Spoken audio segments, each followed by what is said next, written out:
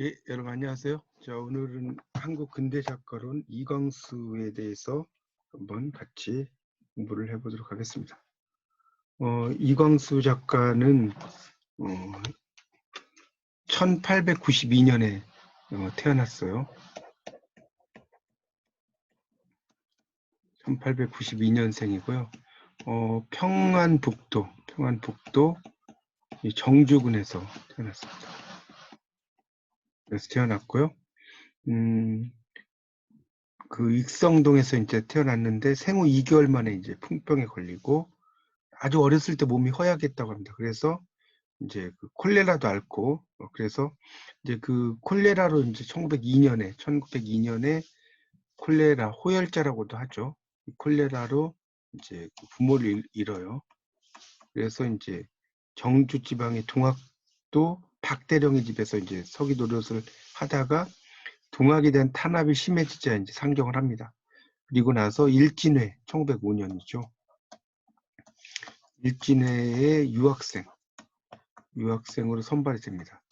그래서 이제 일본의 강무학교, 영치학원, 중학부에서 또 수학을 하게 되고, 그다음에 1908년에 그 최남선, 홍명희 등과 소년을 발행을 했고요. 여기에 최초의 소설인 방랑을 또 그 발표를 합니다. 그리고 이제 1909년에 그 일본어로 쓰여진 단편이죠. 그 사랑인가. 자, 이것도 이제 그 발표를 했습니다. 일본어로 쓰여진 거. 그래서 이제 많이 알려지기 시작했고요. 특히 이제 무정이라는 작품이 1910년에 그 쓰여졌는데 이 작품으로 이제 상당히 인기를 많이 얻게 됩니다. 그러다가 이제 그 이제 여러 활동을 하다가 1913년, 1910년에 이제 교사를 생활하다가 1913년에 이제 교사를 그만두고 오산학교의 교사였죠. 그래서 중국 시베리아 등을 전전하다가 1915년에 이제 김성수의 후원으로 그 일본으로 건너가서 와세다 대학 고등예과에 편입을 합니다. 그래서 이제 이듬해 1916년에 와세다 대학에 철학과에 입학을 하죠. 그리고 이제 1917년에 이제 무정이라는 작품이 새로운 장을 열죠. 최초의 근대 소설이라고 볼 수가 있죠. 거기 이제 229쪽의 아랫부분을 보면 이 작품은 나오죠. 밑에서 한 7째 줄 정도에 보면 1910년대 사회상을 반영했다. 1910년대 사회상 반영 됐고요. 그 다음에 이제 일상적인 개인과 구체적인 배경이 결합이 됐고 인물의 내면 심리, 이런 내면 심리 묘사를 통한 그런 그 성격의 창조, 그 다음에 사실적인 산문체라는 거죠.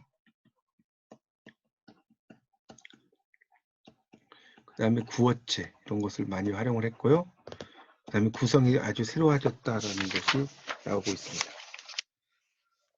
자, 230페이지로 가보면 그래서 이제 1919년에 가서 1919년 3.1운동 전이죠. 1919년에 28 독립선언이죠. 28 독립선언. 여기 또 가담을 해서 이 선언서를 좀 기초를 또 하죠. 배포도 하고 그리고 이제 그 이에 대한 책임을 지고 이제 상하이로 탈출해서 임시정부에 또 그 독립신문 주필이 됩니다.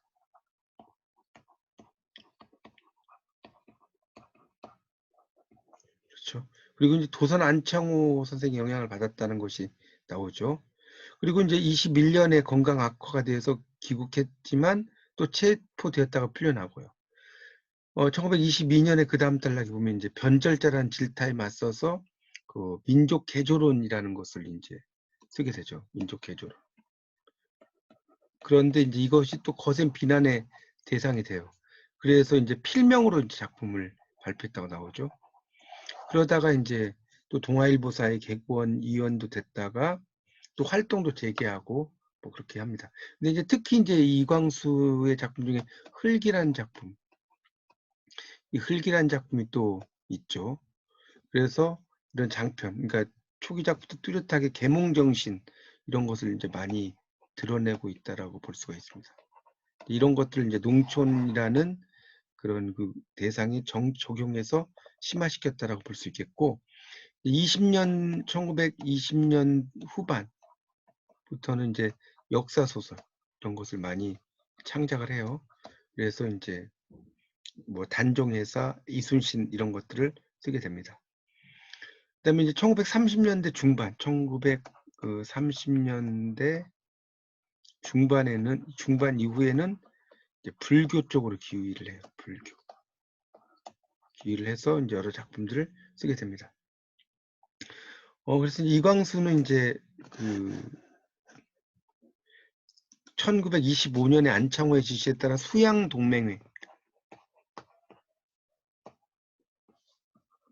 이거하고 뭐 동우구락부라고 나오죠.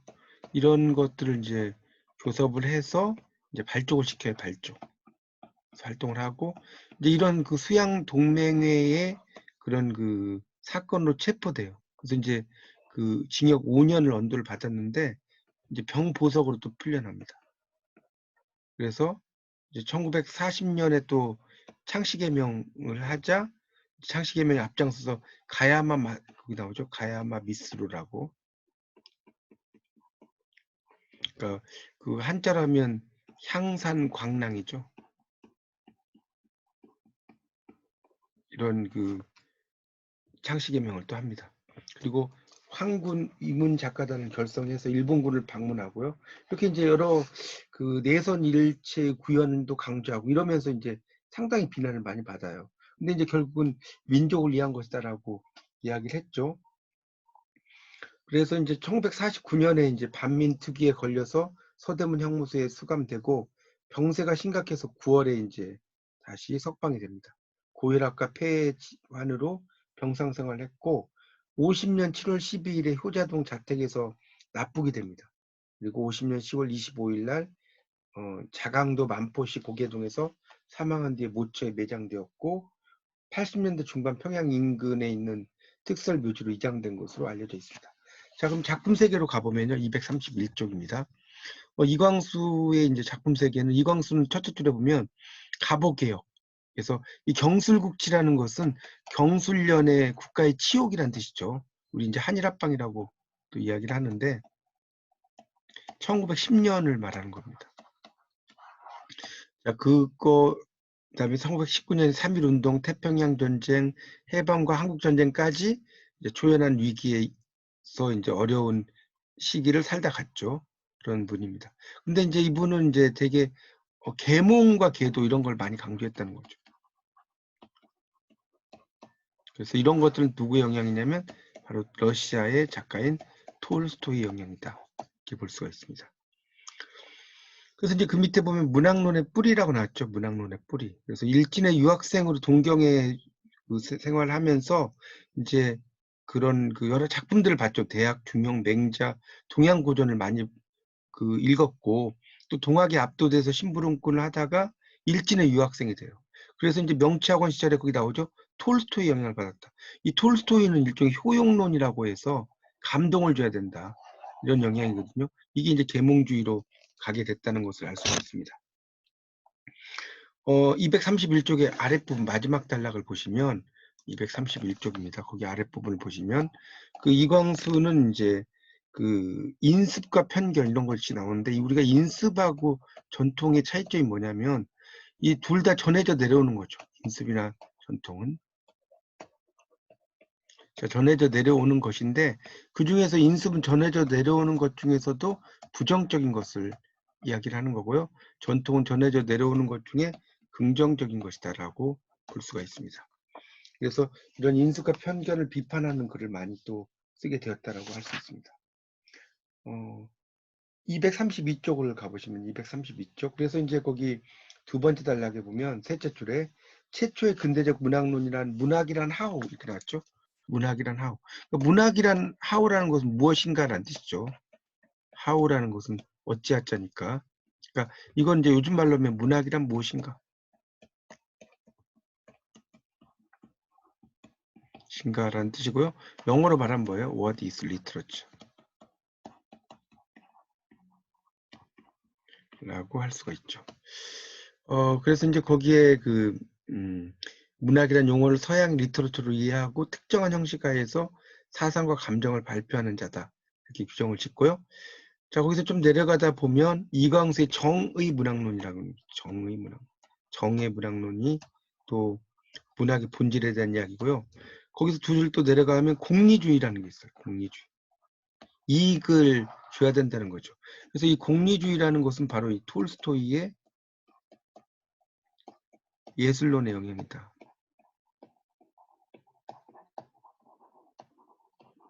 그리고 이제 어떤 인생을 위한 예술.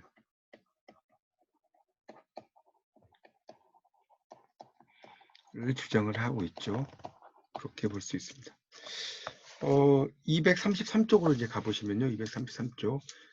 거기에 보면 2번 자기 고백에서 친일까지 해서 나오죠. 소설 창작의 세 시기라고 나옵니다. 소설 창작의 세 시기.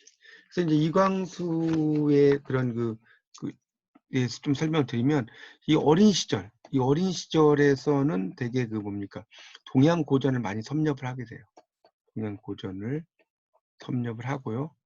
그러다가 이제 어떤 동학당의 심부름꾼, 그다음에 일진의 유학생이죠.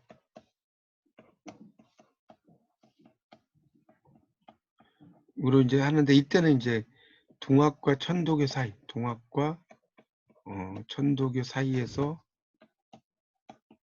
이제 고민을 하게 되고요. 그 다음에 이제 일본 메이지 학원이죠. 일본 메이지 학원. 일본 메이지 학원 그 시절에는 이제 이때 이제 도산과 만나죠. 도산 안창호. 그러니까 이 일종의 이제 이때 또 톨스토이의 문학관의 영향을 받죠. 톨스토이의 문학관. 그다음에 또 기독교라는 것도 있죠. 그래서 그런 영향을 받다가 그 다음에 이제 그 도산 사상 이런 영향으로 또 상해 시절에 또 있고 이때는 독립신문에 주필이 된다고 했죠. 그러다가 다시 이제 귀국 후에 말기죠. 이때는 불교에 또 기여를 하게 됩니다. 그래서 뭐 이제 대표적인 작품 역사 소설 같은 건데 2차 돈의 죽음, 그다음에 원효대사 이런 걸 또 창작을 하게 돼요. 그리고 이제 뭐 법화경이라든가 이런 작품도 번역을 하게 됩니다. 자, 그런 것들 좀 알아두시면 좋겠습니다. 자, 그 다음에 이제 235쪽으로 가보면 235쪽입니다. 거기 그 박스 바로 밑에 보면 이제 박스의 윗부분에다 또 좀 필기를 좀 하시면 좋겠는데, 자, 이제 이광수의 일종의 소설 창작의 세 시기가 있어요. 자, 이것은 제1기는 1909년에서 1919년까지 고요. 제2기는 거기서 귀국을 하고 나서 1930년대 중반까지. 그 다음에 다시 이제 3기는 1930년대 중반부터 1950년까지를 이야기할 수 있습니다. 그래서 이제 그 235쪽에 보면 이제 상해에서 돌아온 이광수는 민족 개조론의 연재가 문제되어서 필명으로 작품 발표하는데 이제 어려움을 겪게 됩니다. 그런 얘기가 쭉 나오고요. 그래서 이제 이 재생 같은 작품은 무정에서 보이는 남녀 이합. 이합이란 건 만났다가 헤어지는 거죠. 삼각관계를 중요한 서사 라인으로 하는 대중소설. 또 흑과 사랑을 잇는 사대 장편이다. 이렇게 나옵니다. 그래서 그런 것들이 좀 있죠. 그런 것들이 있고요. 그 다음에 이제 좀 내려가다 보면 이광수가 또 역사소설을 썼다고 아까 말씀드렸죠. 마이태자, 단종회사, 이순신을 썼는데 이광수의 또 역사소설의 이제 좀 단점이랄까요? 이것은 역사의식과 소설 미학적인 결함이 있다.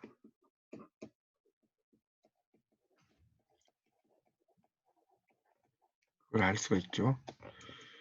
그리고 이제 뒤로 넘어가서 보면 236쪽으로 가보면 이제 나오죠. 둘째 줄에 소설 미학적으로 결함이 많다 이런 말 나옵니다. 그 다음에 이제 제3기는 236페이지 두 번째 단락이죠. 1934년 아들 봉근을 잃은 후에 허무감, 또 정신적 공백이 불교의 귀로 나타난 시기다. 여기서 밑줄 치세요. 그래서 불교적인 것에 바탕을 둔 애정관으로 사랑을 받았다는 거죠. 이런 장편 사랑, 또 불교의 세계를 제재로 한 2차 도내사, 원효대사 이런 작품들을 많이 쓰게 됐죠. 그러다가 이제 친일 소설 쓰게 됩니다. 밑에 나오죠. 38년에 도산 안창호 선생이 죽고 큰 충격을 받죠. 그래서 이제 친일의 길로 들어서게 됩니다. 그래서 창씨개명을 했다고 아까 말씀드렸죠. 그리고 이제 친일 소설 썼는데 이 친일 소설이 모두 12편이에요. 12편.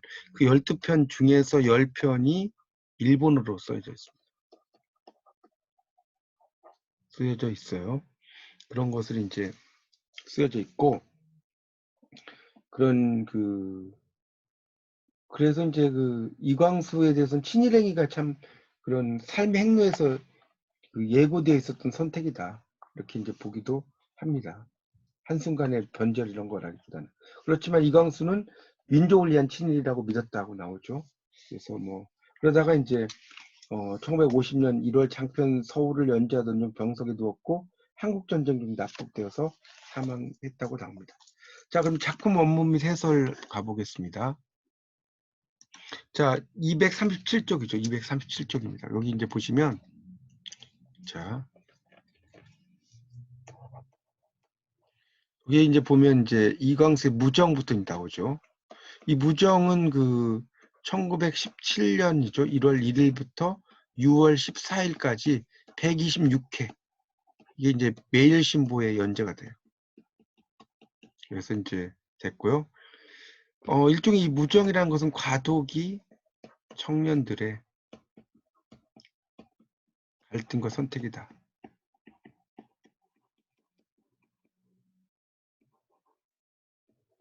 수 있겠고요. 이제 형식이 갈등이죠. 형식의 갈등. 그 형식의 갈등은 일종의 뭡니까? 구시대적 관습에서부터 신시대적 가치로 가는 거죠. 그래서 이제 구시대적인 관습이 이제 뭡니까? 과거를 할 수 있고, 과거를 나타내는 게 영체죠. 신시대적 가치는 당연히 미래라고 할 수 있고, 미래를 나타내는 게 선형이죠. 이렇게 볼 수 있습니다. 이 작품은 이제 1900 무려 60년대까지도 스테디셀러로 많이 읽히는 그런 책이라고 볼 수 있습니다.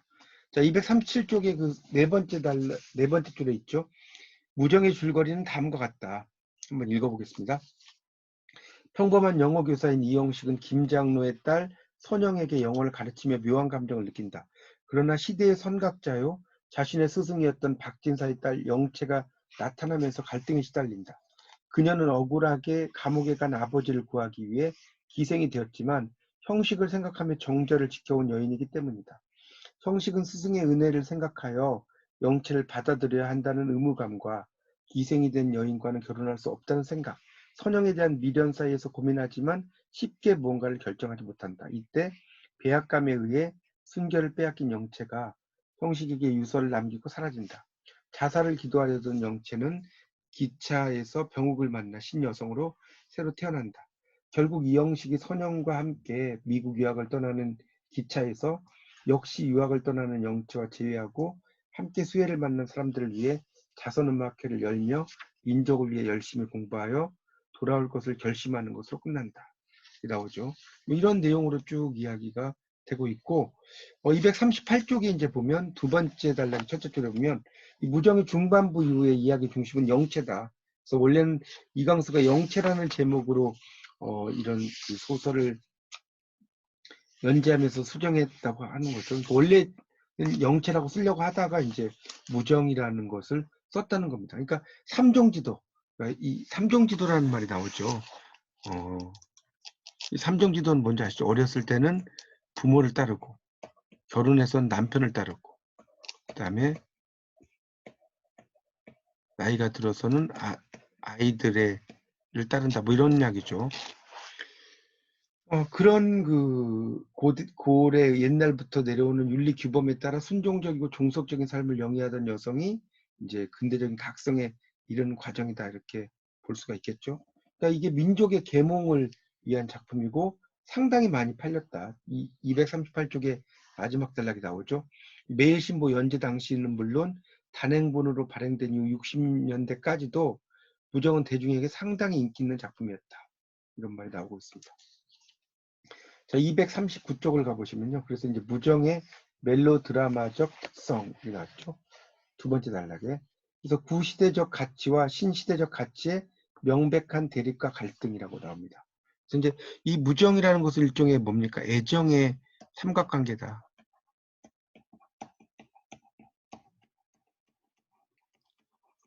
볼 수 있죠. 그래서 이제 또 주인공의 욕망과 갈등, 이런 게 잘 드러났다고 볼 수 있어요. 239쪽입니다. 그래서 거기 두 번째 단락의 이제 첫째 줄부터 보면 멜로드라마적인 특징인데, 이 멜로드라마라는 것은 이 멜로가 멜로디에서 온 말이에요. 그러니까 이 멜로드라마가 있을 때는 음악이 또 쫙 슬픈 음악이 깔리죠. 멜로디. 그래서 구시대적인 가치와 신시대적 가치의 명백한 대립과 갈등, 우연적인 해결, 이런 것들이 있다는 것이 나오죠. 그런 내용입니다. 두 번째 단락의 239쪽이 다섯째 줄입니다. 이 작품은 한 가난하고 명석한 학생이 자신보다 나은 처지에 있는 신여성을 만나 욕망을 품게 되고, 여기 욕망에다가 동그라미 쳐놓으세요. 과거 여성 때문에 고통받다가 결국 결합에 성공하게 된다는 해피엔딩의 전형이다. 행복하게 끝난다는 거죠. 그리고 가족을 위해서 기생으로 전락하고 남성의 성적 놀이개가 되어 정조를 상실한 영체가 죽음을 결심했다가 우연히 병욱을 만나 구원되고 신여성으로 거듭난다는 스토리. 그러니까 이게 고통에서 보상으로 간다는 거죠. 이런 심파성이 두드러지고 있다. 그리고 이제 마지막 부분에서는 여느 멜로드라마처럼 이제 남성이 구원받거나 선행에 대한 보상을 받는 것이 아니라 영체 자신이 스스로 근대적 주체로 재탄생하고 있는 점을 눈여겨봐야 된다, 나오고 있습니다. 이 무정이라는 이제 작품은 일종의 뭐랄까요, 새로운 어떤 새로운 문장이 되겠고, 이것은 이제 한문투를 탈피하는 거죠. 그리고 한글 구어체 문장, 이런 것들도 시도를 한다라고 볼 수가 있겠습니다. 자, 240쪽에 이제 가보면 농민계몽이라는 시적 정의, 흙이라는 게 나오죠. 이 작품이 흙이라는 작품이 나옵니다. 이 작품은 이제 일종의 당대 계층 간, 지역 간의 대립과 융화, 이게 이제 큰 틀이라고 볼 수가 있겠죠. 241쪽에 이제 241쪽입니다. 거기에 보면 이제 첫째 줄부터 셋째 줄부터 나오는데, 이 이 흙이라는 작품은 도시와 농촌이 이제 이야기가 되고 있죠. 그래서 이제 허숭이라는 사람은 일종의 뭡니까? 농촌 출신의 고아죠. 그리고 정선은 상류층 여성이에요. 그 이야기가 이제 쭉 진행이 됩니다. 자, 241쪽의 그 세 번째 줄을 보면 내용은 다음과 같다, 이렇게 나왔죠. 그래서 이제 농촌 출신의 고학생 허승은 민족주의자 한민교 선생의 사상에 감화를 받아 농촌 운동을 결심한다. 근데 한민교 선생은 조선 청년의 교육 지도로 일생의 사업을 삼는 인물로 조선주의는 많은 청년들에게 영향을 미쳤고요. 허승은 윤참판의 도움을 받아 변호사 시험에 합격하게 되자 살려고 해서 자신을 기다린 유승과의 약속을 어겨요. 그리고 윤참판의 딸 정선과 결혼합니다. 그러나 정선과의 불화로 고향으로 다시 내려오죠. 농촌동을 시작하고, 허승이 이제 병이 나자 정선이 간호하러 오고 재결합을 약속하지만 서울에 간 정선은 또 갑진과 불륜을 저지르고 임신해요. 그래서 허송은 충격을 받고 정선은 기차에 뛰어들어 자살을 기도해서 다리 하나를 절단하고 출산 진통으로 죽음 직전까지 가요. 허송은 정선과 재결합해서 살려고 해서 농촌 사업에 헌신하게 된다. 그러나 악질적인 부자인 유산장의 아들 유정근이 돌아오면서 모든 걸 잃게 되고요. 허송의 뜻에 따라 한갑과 결혼한 유수는 정근이가 퍼뜨린 악소문의 오해를 받고 한갑에게 살해당한다. 또한 정근의 모략에 의해 허승과 작은갑은 치안유지법 위반으로 감옥에 갇히게 되고요. 그러나 허승보다 일찍 출소한 작은갑의 협박에 따라 유정근도 허승의 뜻을 따라 충실한 제자가 되기로 한다. 났죠? 그래서 이제 흙이라는 것은 일종의 남녀 이합과 삼각관계를 중심 줄거리로 잘 이루어져 있다라고 볼 수가 있겠습니다.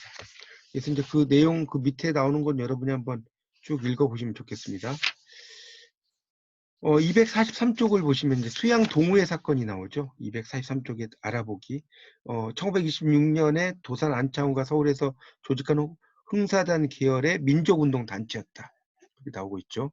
그리고 이제 이광수는 단체의 중심 인물이었다. 그래서 수양 동우회 사건이란 암암리의 독립운동을 모의했다는 혐의로 1937년 6월부터 38년 3월에 걸쳐서 일본 경찰이 단체와 관련된 181명의 지식인을 검거한 사건이죠. 윤봉길 폭탄 투척 사건으로 수감됐다가 가출옥 중이던 안창호, 또 181명이 이제 치안유지법으로 송치되고요. 49명이 기소됐고요. 57명이 기소 유예, 75명이 기소 중지, 또 42명이 재판 해부됐으나 안창호가 3월에 사망을 해요. 1938년 3월에. 실제는 41명이 해부되었다. 뭐 해가지고 이제 쭉 이야기가 되는 겁니다. 이런 사건이 일종의 수양 동호회 사건이죠. 자, 그 다음에 이제 작품이 소설다운 소설의 자기 기만, 무명이라는 작품이 나오죠. 이 무명은 원래 원작은 박복한 무리들이라는 작품이었습니다. 이게 이제 바뀐 거고요. 그러니까 이 내용은 뭡니까? 일종의 그 정치범 244쪽에 두 번째 단락의 내용이 나오죠. 이 정치범으로 수감된 나죠. 나가 이제 병감 안에서 이 병감 안에서 만난 조선인들, 잡범들과 간호사 부들을 관찰해서 쓰는 거예요. 관찰해서 쓰는 이야기라고 볼 수 있겠고요. 이 작품은 일종의 뭡니까? 거리두기를 이야기하는 거죠. 영어로 말하면 디스턴싱이죠. 그래서 이런 그 수감자들의 대립과 갈등에 대해서 어떤 간섭도 하지 않고 관찰만 일관하는 거예요. 이런 특징이 있습니다. 그래서 245쪽의 인용문 바로 밑에 부분을 이제 보시면 거기도 밑줄 치시면 되겠습니다. 이 작품은 하층민인 윤씨나 정씨 등의 모습을 일정한 거리를 두고 생동감 있게 잘 묘사하였다는 점에서 이광수의 이전 소설과 분명하게 다른 수작이라고 할 만하다. 빼어난 작품이라는 뜻이죠. 빼어날 숫자의 질 작자죠. 수작이라고 할 만하다. 이렇게 되고 있습니다. 나머지는 좀 이제 읽어보시도록 하고요. 그래서 이제 문학사적인 의의를 보면 247쪽입니다. 보면 이광수는 이제 한국 근대 문학 형성에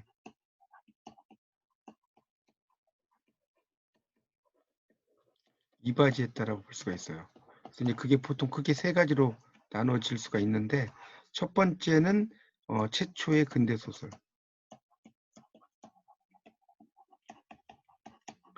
이 무정을 이제 창작했다라고 볼 수가 있어요.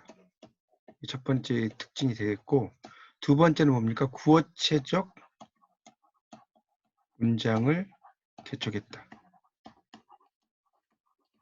세 번째는 근대적 문학론과 계몽담론이다. 자, 이거를 이렇게 써주시면 좋겠습니다. 이게 이제 가장 큰 특징이고, 거기 이제 248쪽의 마지막 단락을 보세요. 결국 자칭 민족주의자로서 인간 이광수의 생애와 문학가로서 그가 남긴 텍스트에서 발견되는 이강수라는 존재 및 그의 문학적 정체성을 얼마나 거리를 두고 바라볼 수 있는가. 나아가 민족을 배반한 영향력 있는 문사의 작품을 한 세기 동안 수용해온 독자 문단은 그런 역사적 상처와 근대의 그늘에서 얼마나 자유로울 수 있는가의 문제는 두고두고 해결해야 할 난제다. 그러니까 결국 이제 이광수 작가는 친일에 대한 것 때문에 민족을 배반한 민족주의자라는 그런 이제 평가를 받기도 합니다. 이상 그 이광수의 이제 논에 대해서 쭉 살펴봤는데요. 여러분이 책을 다시 한번 잘 읽어보시면서 여러분의 지식으로 만드시기 바랍니다. 마치겠습니다. 감사합니다.